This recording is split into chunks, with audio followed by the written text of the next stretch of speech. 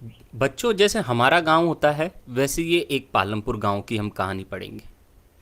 हमारे गांव में क्या होता है हम सभी जानते हैं। उसी के आधार पर ये पालमपुर गांव की कहानी का चैप्टर रचना किया गया है और उसी से संबंधित है। हम इसे लिंक करके देखेंगे कि हमारे गांव में क्या है और इस पालमपुर गांव की कहानी में क्या क्या है। तो आइए देखते हैं। सबसे पहले, पालमपुर में खेती मुख्य क्रिया है। क्या हमारे गांव में भी खेती मुख्य क्रिया है? हाँ, निश्चित रूप से। लगभग सभी गांवों में खेती या कृषि क्या होती है? मुख्य क्रिया। मुख्य क्रिया मतलब व्यवसाय का या जीवन जीने का आधार। जबकि अन्य कई क्रियाएं जैसे लघु स्तरीय विनिर्माण, डेयरी, परिवहन आदि भी किए जाते हैं। लघु स्तरीय विनिर्माण क्या होता है?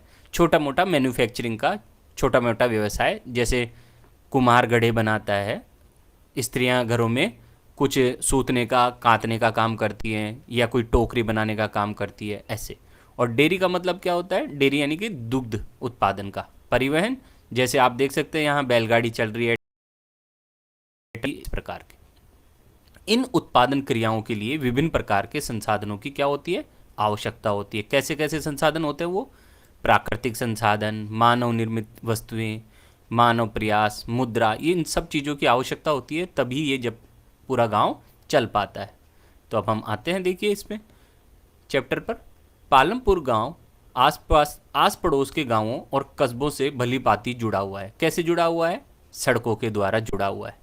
एक बड़ा गांव रायगंज पालमपुर से कितनी दूर है? 3 किलोमीटर की दूरी पे है।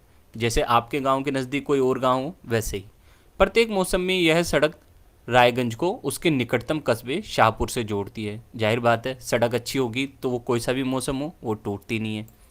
इस सड़क पर गुड़ और अन्य वस्तुओं से लदी बैलगाड़ियाँ, भैंसा बग्गी से लेकर कई अन्य तरह के वाहन चलते हैं। मोटरसाइकिल, जीप, ट्रैक्टर, ट्रक, ये सब हमारे गांव में भी ये सब कुछ चलते हैं। Motorcycle, jeep, tractor, truck. Tractor तो किसी भी गांव की शान होती है, क्यों? खेती का सारा काम उसी से होता है। अब देखते हैं, पालमपुर गांव में विभिन्न जातियों के कितने परिवार रहते हैं? 450 परिवार। कितने परिवार है पालमपुर गांव में? 450 घर हैं। गांव में अधिकांश भूमि किसके पास है?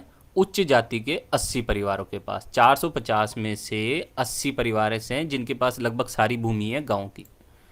उनके मकान, जिनमें से कुछ बहुत बड़े हैं, ईंट और सीमेंट के बने हुए हैं, यानी कि बंगले बने हुए हैं उन 80 लोगों के।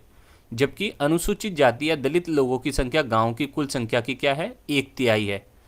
और वे गांव के एक कोने में छोटे से घरों में रहते हैं जिनमें कुछ मिट्टी और फूस के बने होते हैं। यानी कि अनुसूचित जाति दलित लोग क्या हैं इस गांव में? गरीब हैं और उनके पास रहने के लिए पक्का मकान भी नहीं है, वो मिट्टी और फूस के घरों में रहते हैं। अधिकांश घरों में बिजली तो है, ठीक है। खेतों में सभी नलकूप बिजली से ही चलते हैं। जाहिर बात है, आजकल बिजली हर गांव तक पहुंच गई है, हमारे गांव में भी पहुंच गई है। तो हमारे यहाँ नलकूप कैसे चलते हैं? बिजली से। इसका उपयोग विभिन्न प्रकार के छोटे कार्यों के लिए भी किया जाता है। छोटे कार्य मतलब